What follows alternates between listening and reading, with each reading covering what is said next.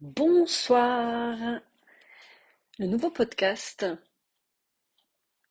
le sujet du jour, c'est non, on ne tue pas l'ego. Pourquoi devrait-on tuer l'ego? C'est qui cet ego d'ailleurs? Dans la notion tuer, il y a la connotation se battre, lutter, survivre aussi. Tout ce qui va à l'encontre de la dimension d'amour. Petit rappel, âme, our, c'est la mise en lumière de l'âme, c'est-à-dire ton essence, ton véritable toi tapis sous les ombres, le sombre, encore une croyance, comme l'ego. On dit que c'est mal, on dit que c'est mauvais, on dit que c'est faux. Peut-être, mais par rapport à quoi? Oui, toujours en lien avec l'échelle de valeurs basée sur le bien et le mal. L'ego est un protecteur à l'origine. Oui, je te rappelle, l'enfant que tu as été, il a dû faire face à des situations, à des personnes, à des expériences, des deuils douloureux. Il a dû faire et être quelqu'un d'autre pour satisfaire l'extérieur, rentrer dans le moule, la norme, imposée. Il a dû changer, se durcir, se forger, bloquer ses émotions, ses états d'âme, c'est-à-dire taire son âme, se maîtriser, se gérer, se couper. Tu crois que ça a été fait comment? Ben, en portant des masques, qui sont la représentation de l'ego. Oui, ton alter ego, ton autre toi, celui qui a pris ta place pour faire face, en prenant des faces, des visages différents selon tes étapes de vie. Il a été là pour toi, un peu l'adulte qui a été là à tes côtés pour te soutenir, t'épauler quand tu en as eu le plus besoin. Tu me diras oui, ok, mais pourquoi dans ce parcours il y a cette exagération, ce fight des égos, ce combat des titans? Car cet ego en un protège ton enfant blessé. Qui dit blessé dit le dragon qui vient défendre. De deux, ayant permis à te créer des ressources, des potentiels pour ne pas montrer tes failles, tes faiblesses en général, pour ne pas qu'on vienne toucher la partie la plus vulnérable de toi, la plus fragile. Donc en fait, c'est quelque chose qui a fait que tu as été plus dur, plus fermé, plus rigide, plus sans défense. Les armes au premier rang, si nécessaire. Tu sais, des chiens de garde prêts à bondir si on te fait mal, encore. 3. Adulte, on se retrouve en conflit, dualité, entre ton enfant tapis au fond, dans l'ombre, ou sur ce parcours, par exemple, car on est amené à se retrouver dans notre origine. Oui, sans masque. Alors l'adulte que tu es aujourd'hui, qui... J'écris ça, j'ai presque dans le noir. Qui s'effrite, qui ne peut plus tricher, qui n'en peut plus.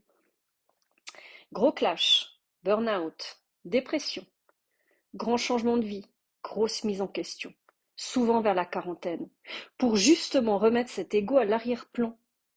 On ne le tue pas, car il est la représentation de toutes les ressources mises en place pour affronter, faire face au monde. Ses compétences sont là et seront toujours là. Ça, c'est acquis. L'adulte d'aujourd'hui peut enfin se reconnecter à sa plus belle partie de lui, celle cachée, qui a cru qu'il n'était pas assez, qu'il ne méritait pas ou qu'il n'était pas digne, car on lui a fait croire tout cela. Cette part que l'on appelle divine, qui lève les voiles, c'est-à-dire les masques, pour gagner en maturité, c'est-à-dire être à nouveau plein de lui-même, sans masque, sans rôle, sans surjouer, être vrai, authentique. L'ego sera toujours là, sauf qu'il sera au service de ton âme.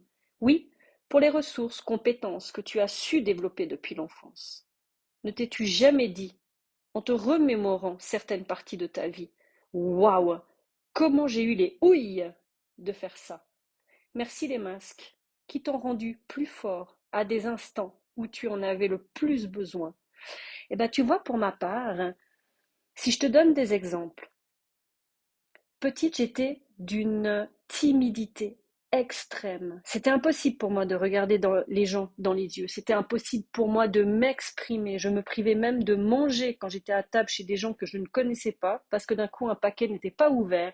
Donc, je me disais que je n'avais pas faim. Je me suis retrouvée dans différents métier, où j'étais à l'époque employée de commerce, je travaillais dans les bureaux, les réceptions, etc., j'ai dû prendre des prises de procès-verbaux dans plusieurs séances. J'ai dû aller sur des séances de chantier pour diriger des chantiers, donner des instructions et des informations. Parce qu'à cette époque, j'étais assistante gérante sans gérante. Autant dire que je faisais tout. J'ai dû diriger des séances de copropriétaires, toute seule. J'ai été engagée dans des emplois où la langue principale était l'anglais à plus de 80%. Je n'étais pas bilingue et j'ai réussi à me débrouiller. J'ai dû chanter à l'église quand j'étais toute seule au micro sur l'estrade. Et plein d'exemples comme ça. Et aujourd'hui, ce qui est rigolo, c'est que je suis capable de garder toutes ces ressources-là, mais sans devoir être dure, sans devoir être rigide, sans devoir paraître au fait de la personne au fait qui montrera jamais ses faiblesses. Aujourd'hui, non, je peux montrer mes faiblesses.